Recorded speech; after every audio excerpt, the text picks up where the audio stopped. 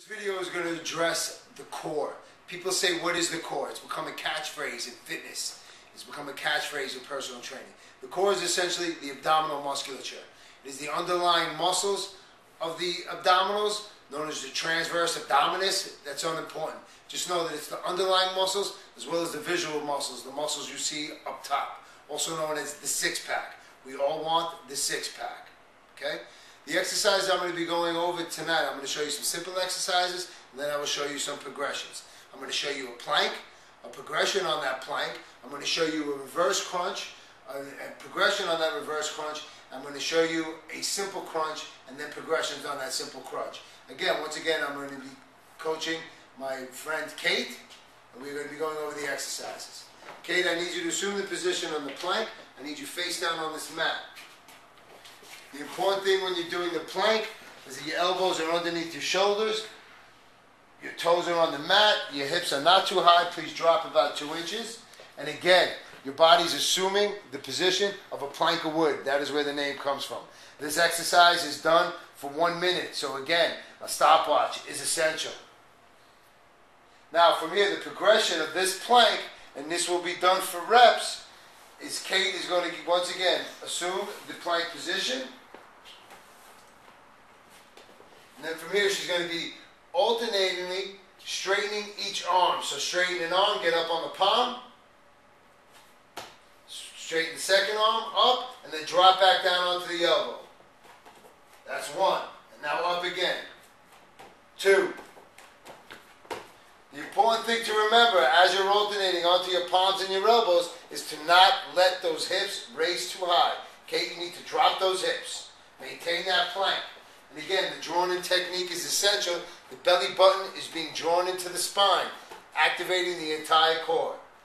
The next exercise we're going to do is known as a reverse crunch. It's also called a knee-in. You could do this on the floor. You could do it on a bench such as this. Either way, it's essentially the same thing. Now here, from Kate, I need you to bring those knees into your chest as far as you can. Exhale, I need you to pull the knees in. That's 1. Releasing. 2. Releasing. If you have problems dragging your heels parallel with the floor, you do not need to straighten your legs. Bring your knees out so you just go beyond 90 degrees and then roll the pelvis back up into the chest. Again, this is done for 15 reps. The progression on this exercise will be done on a physio ball. Kate, I need you back on the mat. Okay, now that you've assumed the position on the mat and you've positioned yourself correctly on the ball, from here, again, I need you to bring your knees into your chest. Exhale, I need you to pull. 1.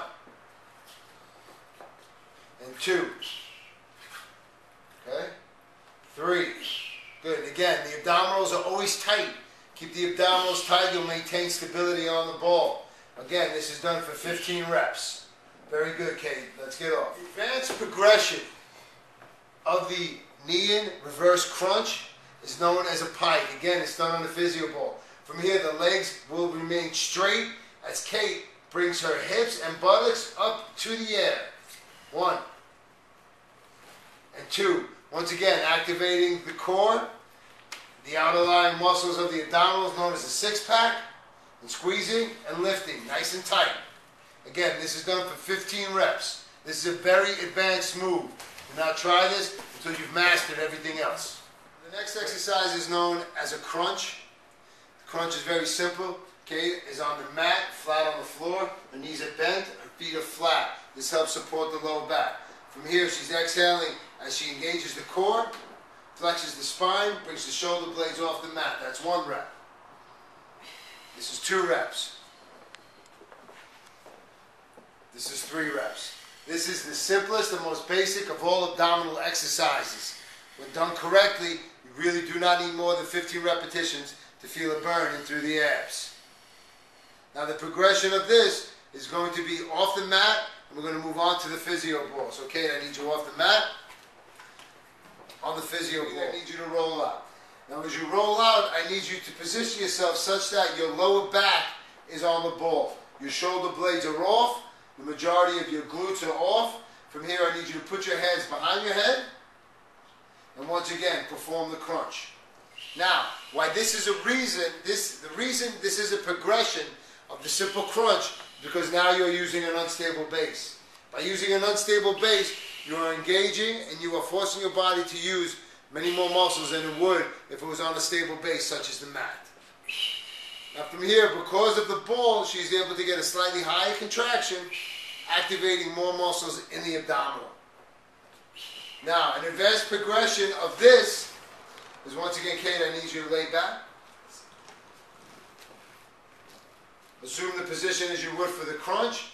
From here, she's going to start with her hands overhead. Now she's going to sit up and reach for the ceiling. 1